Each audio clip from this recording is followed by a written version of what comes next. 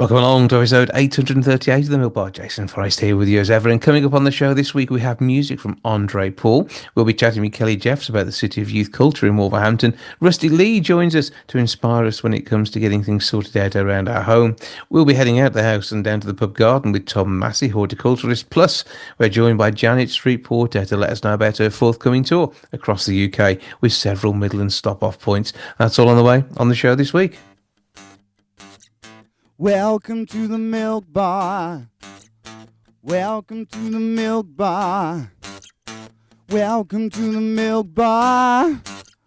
Welcome to the Milk Bar. Welcome to the Milk Bar. Now, when it comes to DIY, somebody who I wouldn't suspect to be encouraging us to deal with the DIY around our home is Rustie Lee. She joins me now. How are we doing? Hello, everybody. I hope you're all well. Yes, or listen to don't. And honestly, I like to do things. I like to get around the house and do different things. I can even I can change a bulb, a light bulb. I can do that. Yeah. But do you know a lot of people can't do that? I can also wire a fuse. My dad taught me to do years ago. But there's certain things that you can't do. And the thing is, when you've got things going on in the house, you really need to get a man in or a woman. Do you need the skill set? Yeah, because I mean, if I'm preparing a dinner, I mean, like that time we were down at Bilston Market when you did some amazing food. I think we had a chicken curry down there. Hello. You get in the people to do the job, and if you want food, you get Rustie Lee in. If you want to make sure your plumbing's sorted out, you do not get Rustie Lee in. No, don't get me in to do your plumbing. As well as sorting out the DIY though, and you mentioned the fact you're big on your smart meter. When you've switched the oven on now, do you see how much electricity it's taking to cook dinner? Mine's going to be coming soon, but the thing is, I thought, like everybody else, you've got these meters in a cupboard somewhere or high up somewhere, and you think, how on earth am I going to get to that? And so with the smart meter, what's great about it, you don't have to do that because all the information goes straight to your energy company, which is fantastic. You don't have to wait for someone to come to the door, wonder if if you've sent in your meter reading and all this sort of thing. All that's gone. It's all modern. And it's a great thing. My meter's coming soon. So you're going to be sorted. The thing is, you don't realise that when these meter people come to put it in, not meter, meter, when they come, they give you a free check. They have to make sure that your electricity is right and that everything's okay. I think if you ask them nicely, they might stick a bulb in if you need it. No, I'm sure that's outside the remit. It's not actually. Is it? You can do that? Wow. Yes. No, it's not outside the remit at all. They actually check everything to make sure you're safe because at the end of the day, that's the main thing that they want you safe. They want to make sure you're safe. And also, you can check how much electricity or gas you're using straight away. And it's not just, I thought it was just the electric because where I live, it's all electric. So I thought, oh, it's all for the electric. No, it's the gas as well. Oh, that's so brilliant. You don't have to worry. It's like this modern technology. We've got to get with it. but when you get someone round to do a job, do you suddenly go into catering mode? Is it Rustie's kitchen that's open? So they'll be doing the meter. You'll be cooking some treats up. Well, actually, yes. When someone comes, I'm old school. If someone comes to do something at your house, you're going to look after them. So I either get the biscuits out, or a cup of coffee, a cup of tea, or a cold water, whatever they want to drink, and make sure they're looked after. Because at the end of the day, they're coming to look after you to make sure put things right. So I want them feeling good when they visit and when they go. So that's great. Yeah. And of course you'll be tracking your electricity usage probably from your phone when you're out on tour next year as well, won't you? Oh yes, talking about on tour. Yes, I'm going on tour. I'm taking a show on the road, an evening with Rustie Lee. Well, it'll be fun and laughter all the way. And so I can, well, if I'm away, no, my electricity shouldn't be going off, should it? You can check in, make sure no one's sneakily, you keep an eye on them. No one's sneaking in. using electricity. But you're writing a couple of novels as well. That's coming up. Yes, I'm writing some novels at the moment. It's I can't wait. When I do it, you'll have to invite me to come and talk about it. We can That'd be sort that. yes. I'd We'll do that. love to talk about it with you, Jason. It's amazing, and I'm doing some cookery books. So watch out for some cookery books coming very shortly. Hmm. Oh, and I've got listen to me. I've got a podcast that's just launching, so you'll have to come and chat to me, Jason. We'll sort this one out. We'll be in touch because we have mutual friends to be able to sort that out. That's not a problem at all. Oh. But we can get that done. But the thing is, in the novels, is there going to be a character who comes around to fit your smart meter? Maybe I should put one in there. I think Make that could be sure fun. your smart meter's good and that you're taken care of. Yeah, Smart Energy GB would be very happy with that. I'm absolutely sure. Of course, if you do want to get a smart meter, all you need to do is talk to your energy provider, don't you? You have a chat with them and they come and sort it for you. A lot of us, you can, if you're savvy with using the computer, which I know a lot of people are not. All you need to do is get in touch with your provider, and they will help you to navigate you through the ins and outs of it. It's not difficult, and they'll be happy to help everyone. Absolutely. Well, Rusty, where can we find out about everything you've got going on at the moment? You can go on Instagram and see what I'm doing. You can go on Facebook. I've got lots of friends on Facebook. So just have a look. You'll find me there somewhere. Or I'll be on this morning very shortly. On the 25th, I'll be on this morning So at ITV. we'll watch out for you on there too. Rusty Lee, always good to speak to you. Thanks for joining us and keep an eye on what electricity you're using as soon as that smart meter's installed. I will do. I'll be walking around with it in my hand. And that's the other thing. You can walk around with it in your hand or keep it in a drawer in the kitchen and you're well away. You can check how much water you're boiling in your kettle. So there you go. Always a pleasure, Rusty. Thanks for joining us. Thank you, Jason. Lots of love to you and your family. Mwah.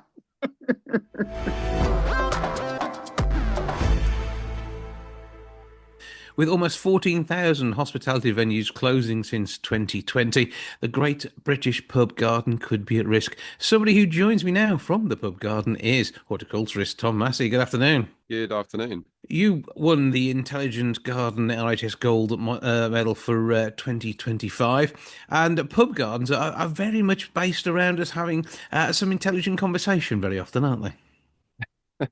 You could say so, yeah. I mean, for me, pub gardens are just such a great place to socialize. At the end of a hard day, if you want to just go spend some time with friends, be outside and have a drink, it's one of my favorite things to do at the end of a long day. Well, I remember as a kid, we would go to the pub and we would sit outside in the beer garden. Dad might pop inside to grab the drinks, and then we'd just be relaxing on a nice summer's evening. And I think a bit of a scenic backdrop can really make a difference when you're enjoying whatever it is you drink, and of course, when you're drinking responsibly too. Yeah, definitely. And it's really interesting, actually. Research from Chase Spirits finds that our love for the pub garden means that more than half believe that the pub garden experience can't be recreated anywhere else. And while a further 57% say they're the cornerstone of British culture. So I think it's evident how important pub gardens are to us as a nation, but it's really concerning that so many are closing. So I think we need to support our local pubs. We need to ensure that that we're giving them our custodianship. It's something for me that I think if we lost all of our pubs and all of our pub gardens, it'd be a massive dent in our culture. And it makes it an event as well when you pop out for a drink. You might be sitting outside enjoying a gin and a tonic or whatever other mixer you wish to put with your Chase spirits, and it helps you drink in a more sensible way very often because you're getting a correct measure rather than the measure that you create for yourself at home. But you also sort of have that atmosphere and that sociable side of things too, which I think means that you are going to behave in a better way, and enjoy the time in the scenery. Yeah, definitely. And I think also, food and drink go hand in hand. So eating for me outside is it's a different experience to eating indoors. And it's again, as a landscape designer, I'm always trying to bring nature to people to get people closer to nature. So as you can see behind me, we've filled this pub garden with all sorts of plants, trees, flowering species. that attract humans and provide a nice space to sit for humans, but also are good for wildlife too. Mhm. So it's in our cities, in our towns and cities that are getting hotter in climate change, providing a green backdrop, creating spaces that do, plants provide so many benefits. They can cool the air, they provide shade, and they also just make you feel better sitting around plants and trees. Yeah, and looking at the scene behind you, you wouldn't necessarily think you were in London, would you? That's the thing. Yeah, and in front of me, I've got a view of the Thames stretching out. So, it's pubs are often in incredible locations, and there a lot of people living in urban spaces only have a small garden or no garden at all. So pub gardens provide a space for people to have that access to nature, to meet with friends, to socialize, and just to get that time outside. Well, obviously, you bringing your award-winning designs alongside some award-winning gin from Chase Spirits is probably another great combination. I hope so, yeah. Okay, so what do we do then? I think basically we need to get out there and use these spaces to avoid losing them. Yeah, I think so. And I think for pub owners that have a garden, invest in some plants, buy some trees, make the garden more attractive, make it a space that people want to spend time in. And I think it can't be underestimated how much people want to be around nature, particularly urban dwellers. So if you have a pub garden that maybe doesn't even feel like a garden, fill it with plants and suddenly it will come to life. Yeah, no, less concrete, more greenery, and then happy customers relaxing, and who will probably stay a bit longer and be more likely to grab something to eat, and then also have that moment and be back again before you know it. Yeah, definitely. So, where can you have more information on the campaign and, of course, the wide range of botanical flavours that you get with Chase Spirits? Chasespirits.co.uk for all the information and more on the campaign and the research. So, yeah, let's go out there, let's enjoy our pub gardens, and there's nothing quite like a drink and maybe a packet of cheese and onion crisps when you sat outside, is there? No, I agree. Award-winning garden designer Tom Massey, thank you for joining us. Thank you.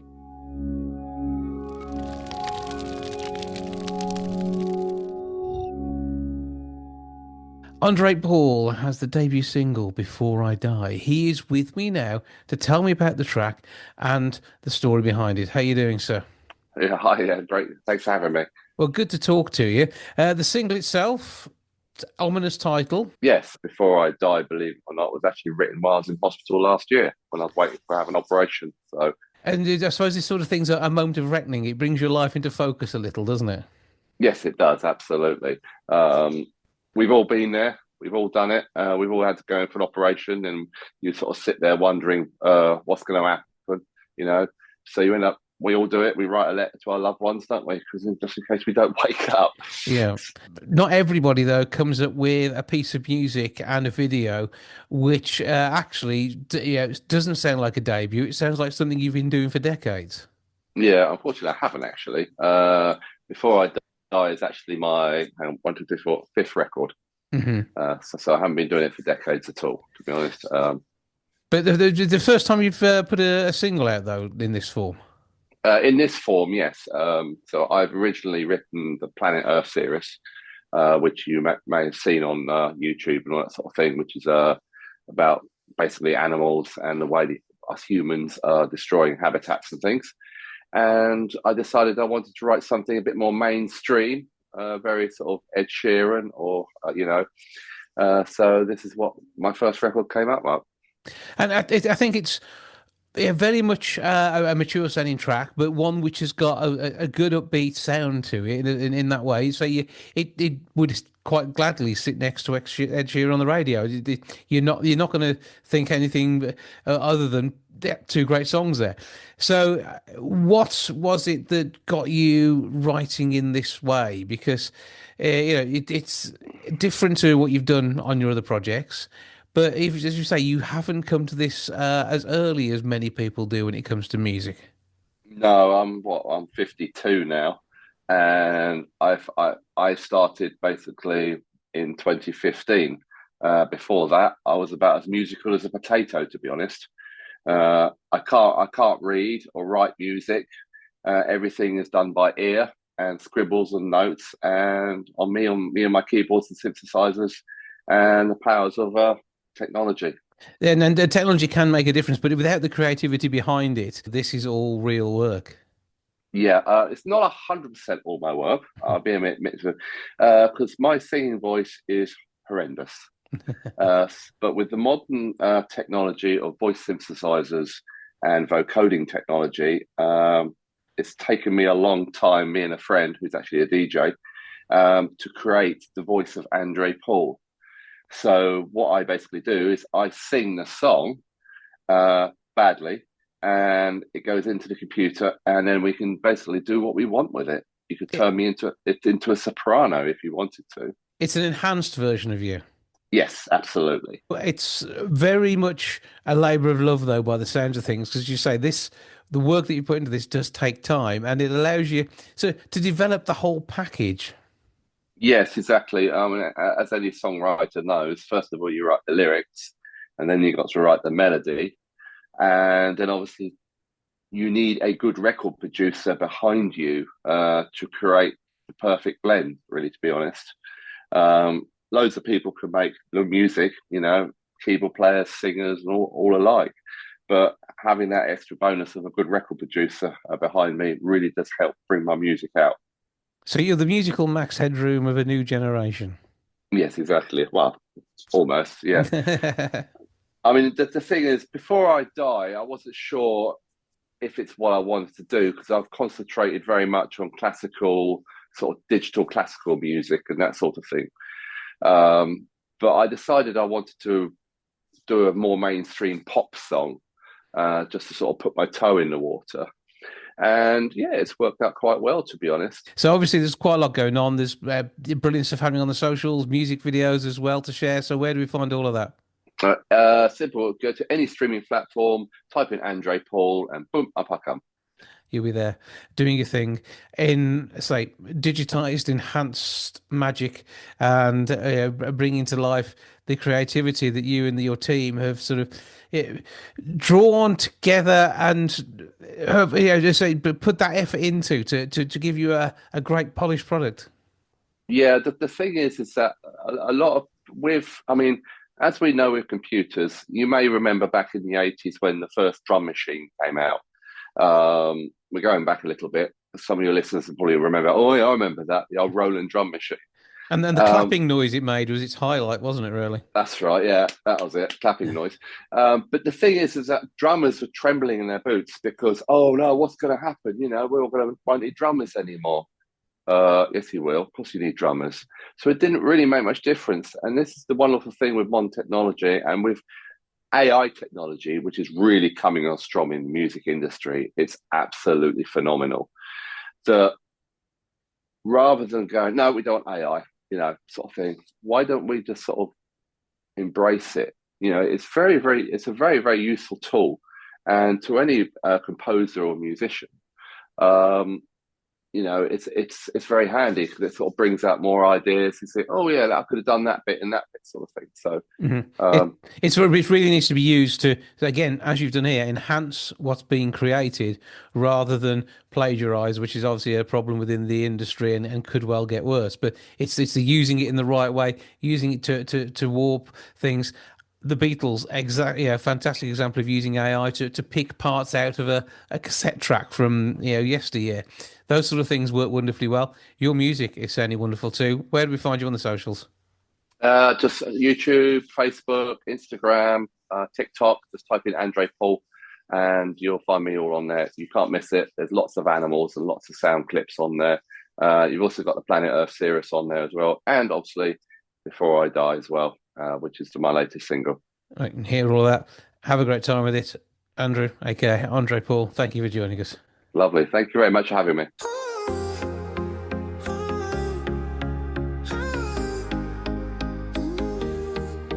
Not a singer, not a star, no piano strings or guitar, but these songs I wrote for you, hope they touch you through and through.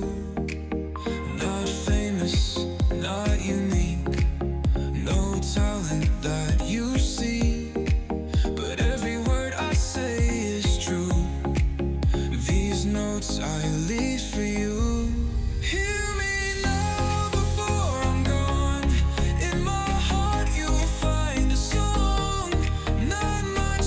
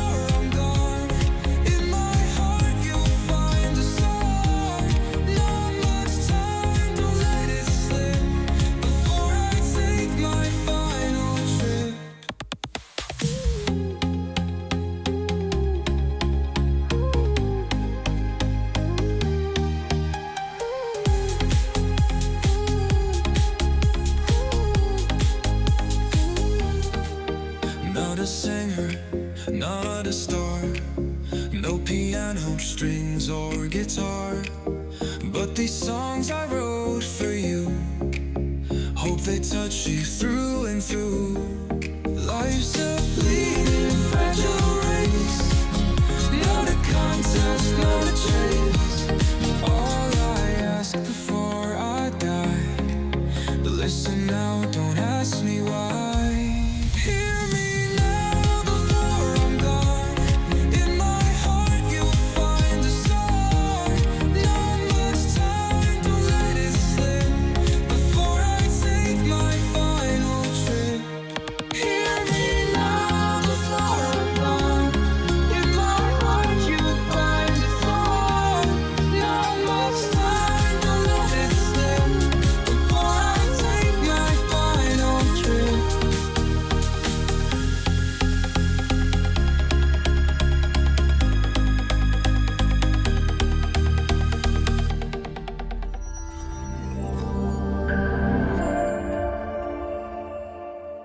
Now, Janet Street Porter is on the loose, heading out and about across the country with her first solo tour for a few decades or so, I think. She joins me on the line now to tell me what she's up to and how she's going to be entertaining her audiences. How you doing? I'm fine, thanks very much.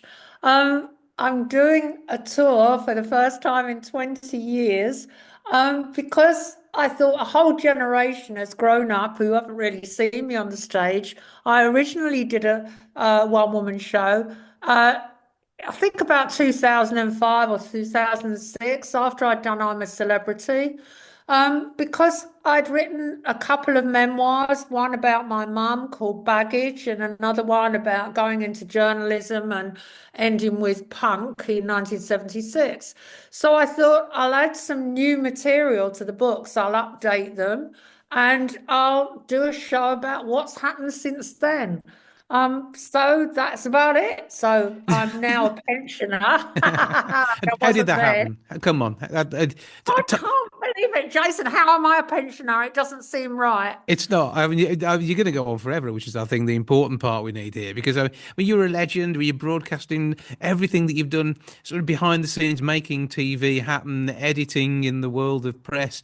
I mean, you are just the epitome of somebody whose career has been so widespread that there isn't a person working in the world of broadcasting today who can't have been touched by your expertise in some way. Yeah, usually when people come up to me and say, "Oh, I worked with you back in the day," I always say, "Did I sack you?" Or, but actually, the truth is, I didn't sack people. If I was going to let someone go, I got someone else to do that job. But I also asked them, "Was I horrible to you or was I nice?" Generally, things are all right. Sometimes people say, "You asked me to do some very weird things."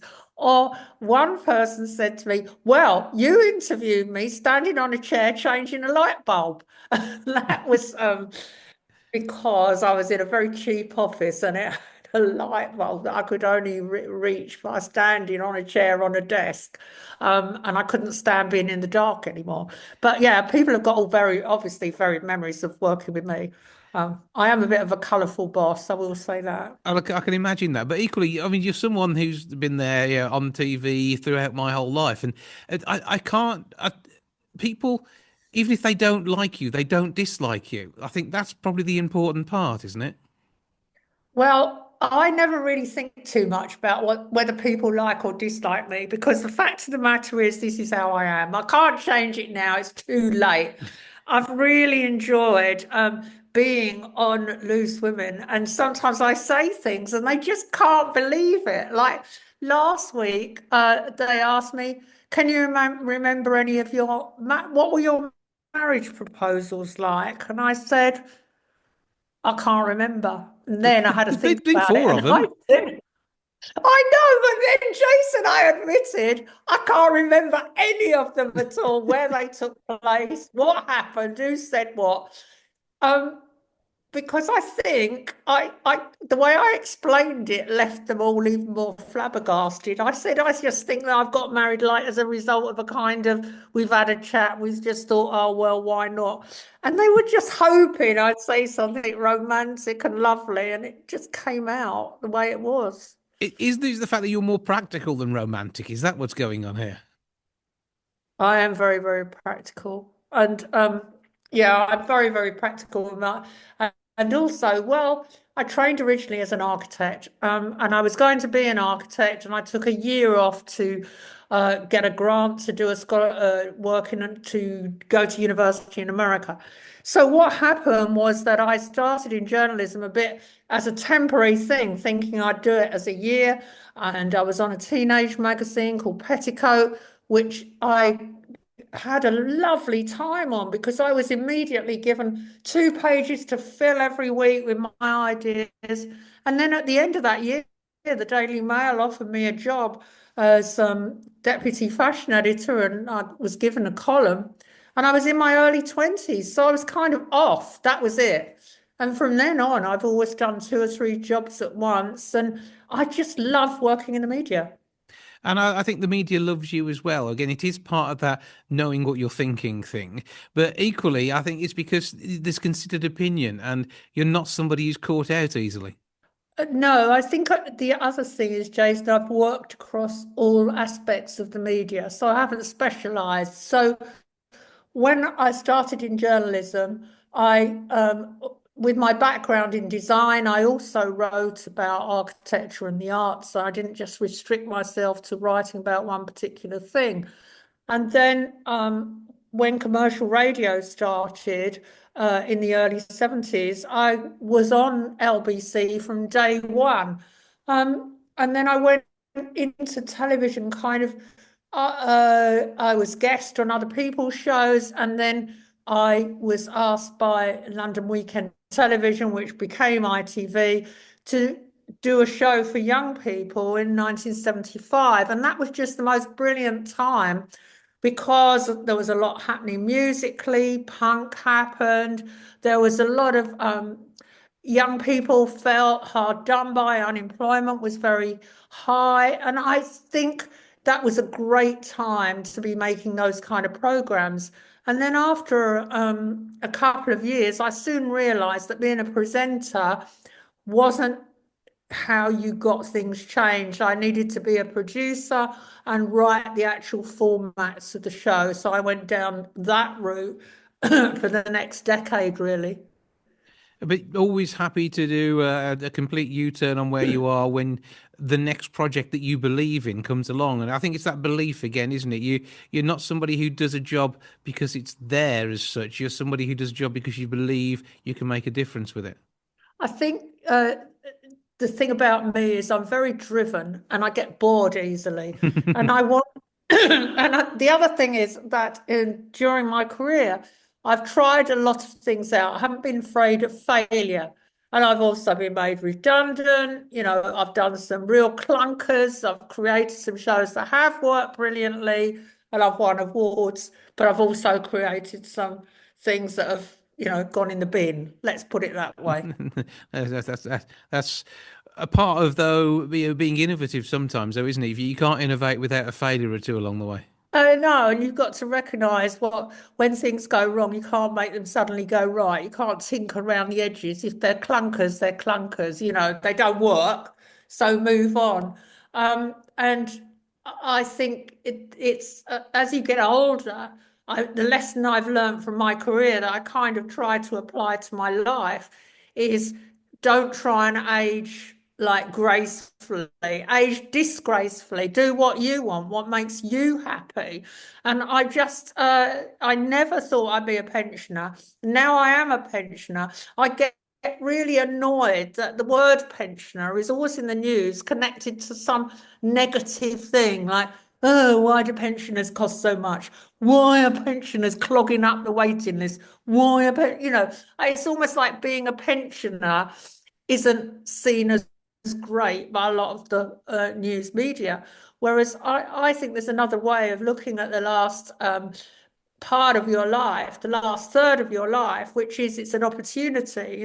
It's not a negative thing, it's an opportunity. Well, there's the opportunity to hear your thoughts, your rants, what you do and don't like as you head out on tour. You've got various gigs across Midlands as well. First one coming up is at the Rose Theatre in Rugeley. That's on the 6th of October. Then you're at the Crescent in Birmingham on the 22nd. I've missed out Much Wenlock on the 21st, so you're around quite a bit then. So tickets can be grabbed for those. And then into 2026, you're actually at the Stafford Gatehouse on Monday, the 2nd of Feb.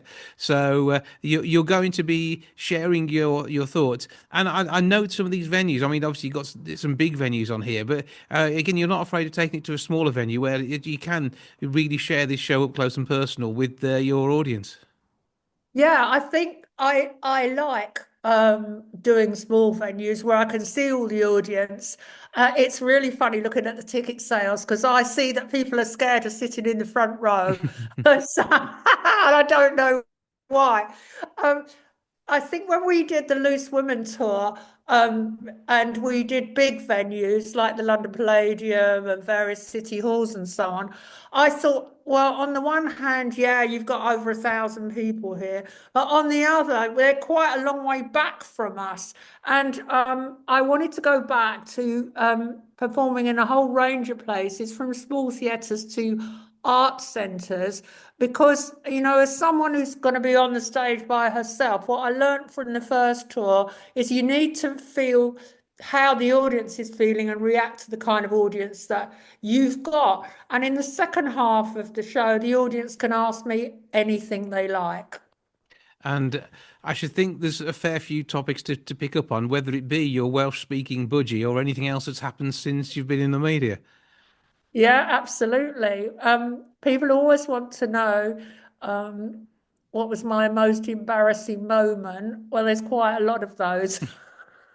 It depends which one's just popped into my head. So, but obviously, in my life with 4 husbands and quite a few blokes along the way, there've been some very, very embarrassing moments and a few disasters and a few nice times too.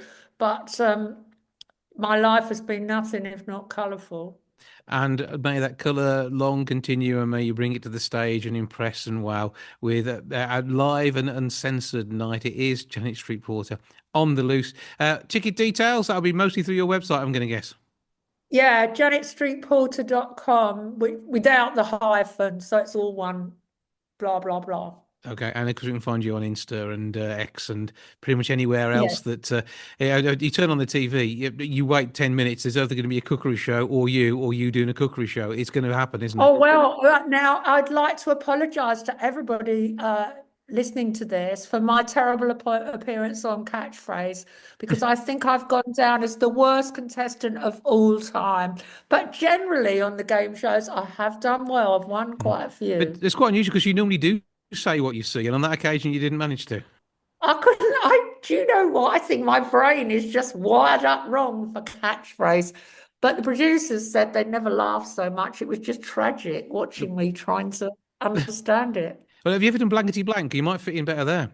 I did well on Blankety Blank. Did you see? This is it. It's all good stuff. Janet Street Porter, a pleasure to speak to you. I'm glad I'm not on the end of your ire, but the many have been, and I'm sure you will tell tales of those who are during your tour as you head across the UK from September onwards through into 2026. Thanks for joining us. Thank you, Jason.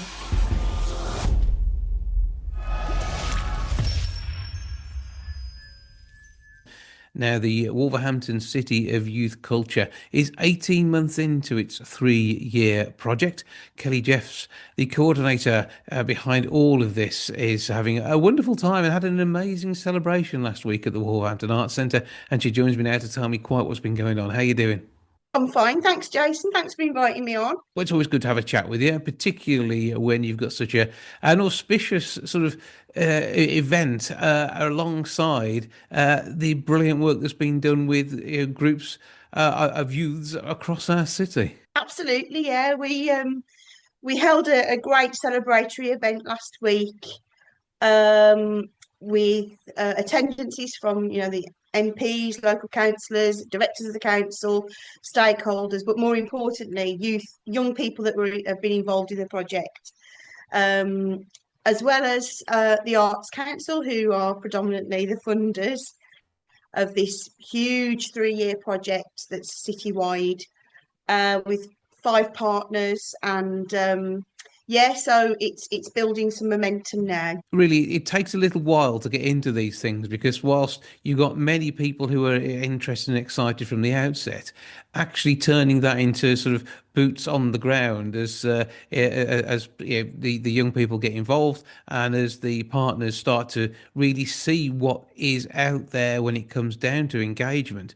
I think these things really sort of snowball from this point onwards, don't they? Yeah, I mean it's it's actually quite a complex project when you sort of break it down. But the overarching objective is to engage young people in cultural activities, and for them to become more aware of what's on offer, and to open up opportunities to young people who might not see the cultural and creative industries as a pathway. Hmm. So obviously, because we've got a breadth of partners involved with lots of different activities, we've engaged with thousands of children already, and we have obviously I suppose the luck, or well the opportunity to continue doing that for the next 18 months, and hopefully beyond. The likes of the Wolverhampton Music Service, though, they're used to meeting up with kids in the school environment. So they are a sort of a natural go-to for creativity. But it is getting the engagement, and it's getting the number of children and young people involved that could be. And I think when you've got a program like this, it sort of enthuses and excites them more about being part of this sort of project. Yeah, I mean, in terms of having a huge partner like the music service, who, as you say, they already are linked to schools and curriculum, and creating opportunities for young people to be involved in music. But the project that I'm program managing, City of Youth Culture, we're providing each year of the project. We're providing 2 huge concerts at the civic halls. So that gives the young people an opportunity to get into a venue that they may not have the opportunity to experience. They'll experience an orchestra, and they'll experience a collective singing event called Singing in the Halls. So those children that are coming in from schools across the borough, across the city, they're getting learning packages. They're getting the opportunity to mix with other schools, and to have that fantastic experience of I suppose getting inspired by young people playing orchestra, playing in an orchestra, playing traditional instruments. They may not necessarily have thought, well, that could be for me. And feedback that we've had from primary schools from last year's concert was a take-up of, I think it was about a 90% take-up of inquiries. Hmm. Can I learn the trumpet? Can I learn the violin? Can I learn the flute? Which is just amazing, And also, I suppose one of the other upsides to the music service being involved is that schools do engage because it's linked to their curriculum, which is always it's almost like the next layer of, so it's giving the kids a great experience, but also it's linking their learning to the curriculum, which is all a win-win. Yeah, and because it's a service that the schools know, so they know how to engage with them as well. When it's something like Wolverhampton CEP, that may not be as well known to them, but still has great opportunities. The Cultural Education Partnership is a really important partner in this project, because they are the conduit to information and communication to the schools, so they can share everything, all the opportunities that we've got going on. For example, the Same Difference Festival that's going to be kicking off on the 2nd of August. It enables schools and local cultural organisations to send in commissions, or to share information with young people, to say, there's an opportunity here for you to perform. There's an opportunity here for you to volunteer, and to spend a day, networking and mixing with other young people, which is what it's all about. And also celebrating their skills, their their brilliant skills in singing, performing. It's just a fantastic outlet for them.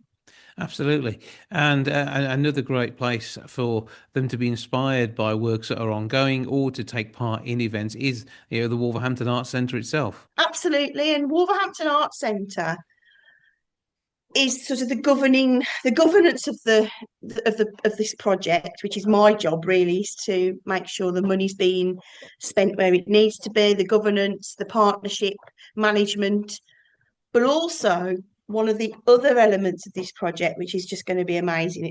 It's all going to be coming to building up to a momentum shortly, is the visual arts trail, and we're looking after that. So I have a producer on board, Rachel Winspur, and we're going to be commissioning 9 pieces of art that's going to be sited across key parts of the city, and the first 3 are going to be installed the end of July, so there'll be lots of press around that, and then the next 3 will be quite soon after, September, October, November, and then the final 3 will be early next year. So that's going to be they're all pieces that are co-created by young people, so they'll see their work being designed by a professional designer, they'll be digitized, they'll be augmented, so people will be able to use their phones and have a little bit of an animation and movement and all that sort of thing.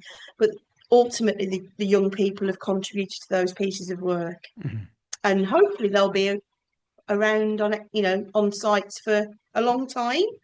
And Gazebo, another of the partners, are no stranger to working with the youth in our city. Gazebo Theatre and Education, again, one of the partners that are providing, I suppose, not just hardcore theatre skills, performance skills, but those softer skills that young people need to enhance their kind of offer and to give them, confidence, and to provide them with those communication skills that young people, they really are.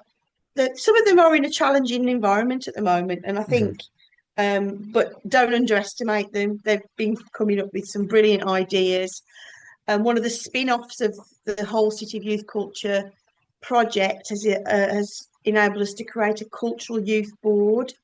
We've got 9 young people that we've engaged with that are learning how to create a board, create a voice, create a steer to support the project in how it might move forward. They've already consulted on the Wolverhampton Arts Centre rebrand, which was amazing. They're being subjected to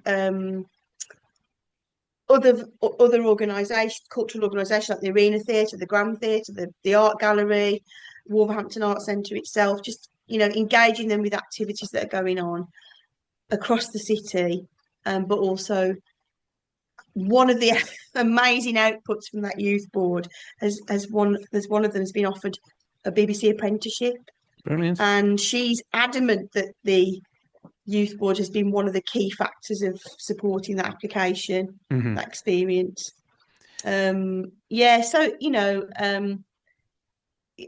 Just having these elements of support, whether it's 10,000 kids or 5 kids, that if it helps them to navigate their way forward into the sector or into that industry, or just to have arts and cultural, just having that inspiration and enhancement in their lives, it's just a whole, I've done my job. The project's amazing.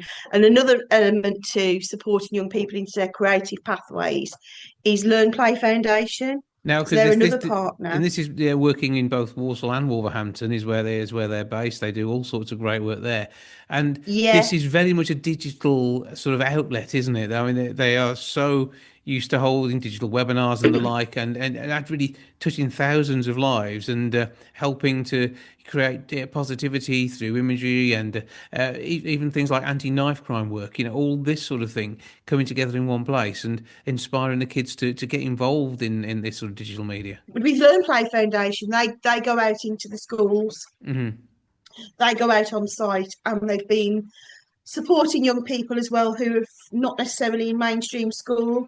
they may be supporting young people who are home educated, and also they engage with organisations that focus on young people like the Way.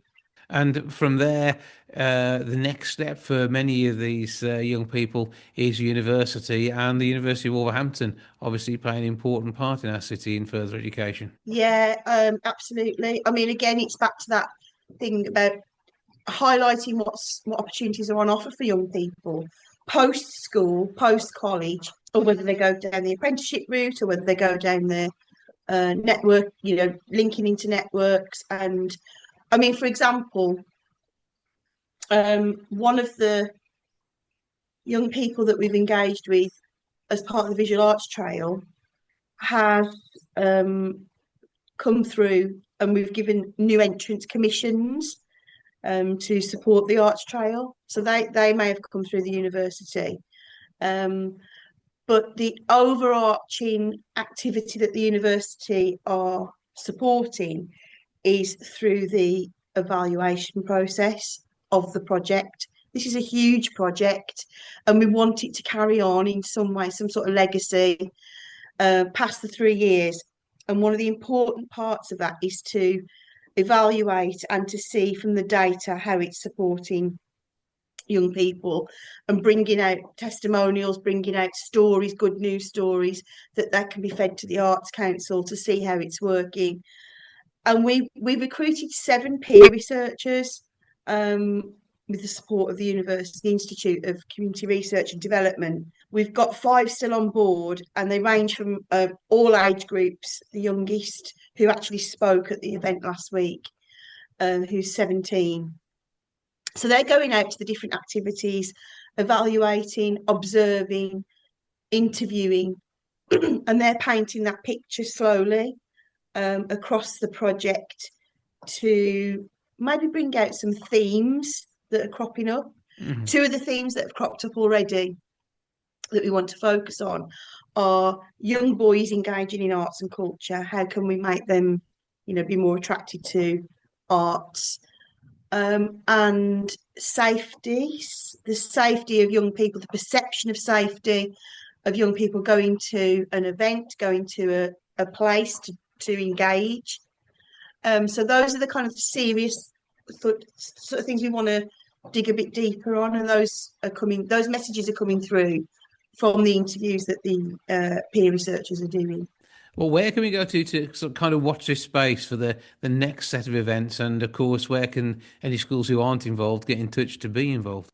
Yeah, well, schools can get involved with connecting to the Cultural Education Partnership.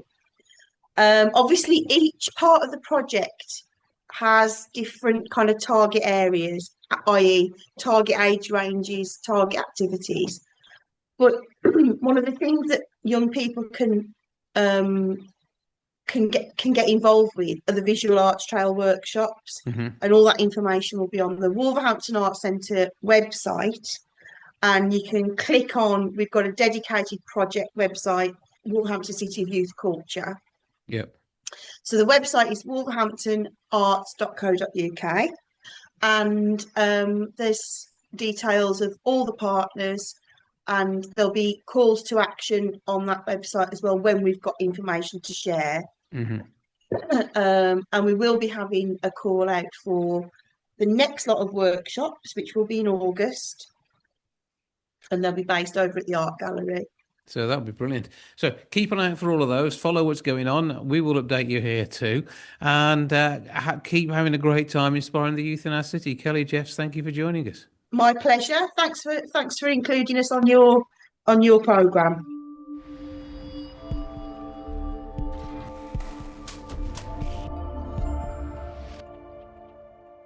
That's all for this week. Thank you so much for joining me. Back with episode 839 next week. I'll see you then. Ta-ra for now. Goodbye from the milk bar. Goodbye from the milk bar.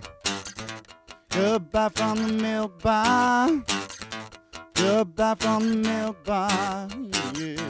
Goodbye from the milk bar. Yeah.